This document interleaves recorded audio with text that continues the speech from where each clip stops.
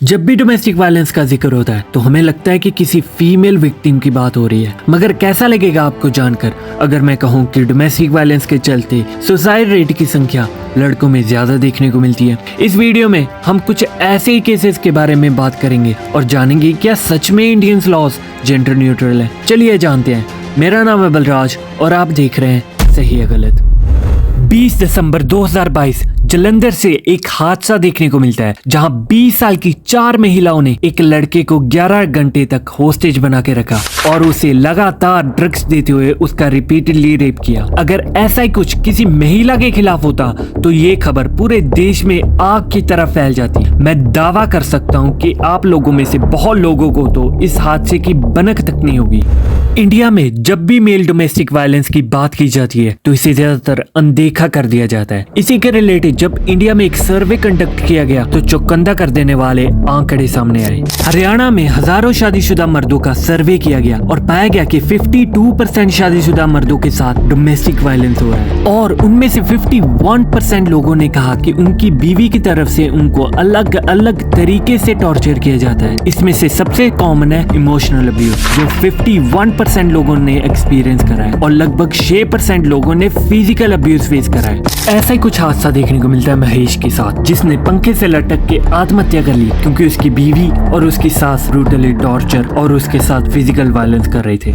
दूसरे देशों में अगर देखा जाए तो वहाँ की सिचुएशन भी कुछ ऐसी देखने को मिलती है। अमेरिका में हर 9 में से 1 पुरुष को डोमेस्टिक वायलेंस का सामना करना पड़ता है और ब्रिटेन में हर 5 में से 2 पुरुष ऐसे हैं जो डोमेस्टिक वायलेंस का शिकार है। अगर आप अपने चारों तरफ अलग अलग न्यूज और केसेस को देखेंगे तो हर जगह आपको कई so called feminist victim card play करते हुए नजर आएंगे। मगर कैसा लगेगा आपको जानकर अगर मैं कहूँ कि डोमेस्टिक वायलेंस के चलते सुसाइड रेट की संख्या लड़कों में ज्यादा देखने को मिलती है। आजकल कई महिलाएं फेमिनिज्म का असली उद्देश्य भूलकर लड़कियों को लड़कों से सुपीरियर साबित करने पे तुली हुई हैं, जिसके कारण हमको फेक रेप एक्यूजेशन देखने को मिलते हैं। लेकिन आखिर में लड़के उनके साथ चल रहे डोमेस्टिक वायलेंस के बारे में बात क्यों नहीं करते?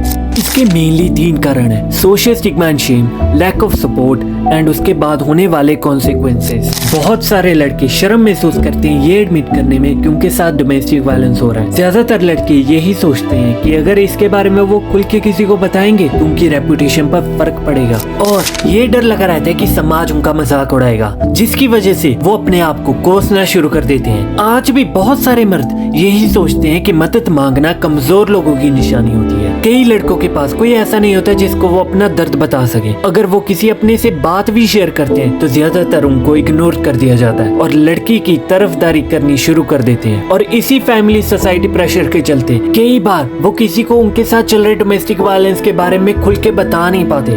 सबसे महत्वपूर्ण वजह उसके बाद होने वाले कॉन्सिक्वेंसेस। बहुत से लड़के घबराते हैं कि अगर वो किसी को इसके बारे में बताएंगे तो उनका परिवार बिखर सकता है और उनके बच्चे उनसे छीन लिए जा सकते हैं। उनको डर लगा रहता है कि अगर वो किसी को इसके बारे में बताएंगे तो उनका पार्टनर उन पर फेक केसेस फाइल कर देगा और किसी झूठे दहेज या फिर रेप केस में फंसा देगा। अपनी इज्जत और नौकरी बचाने के चक्कर में वो ज्यादातर उनके साथ चल रहे डोमेस्टिक वायलेंस को सहते रहते हैं। इसका जिम्मेदार बहुत हद तक हमारा खुद का जुडिशरी सिस्टम है। इंडिया में डोमेस्टिक वायलेंस के खिलाफ महिलाओं के लिए कई कानून है, जैसे कि protection of women from domestic violence act 2005 और आईपीसी सेक्शन 498A।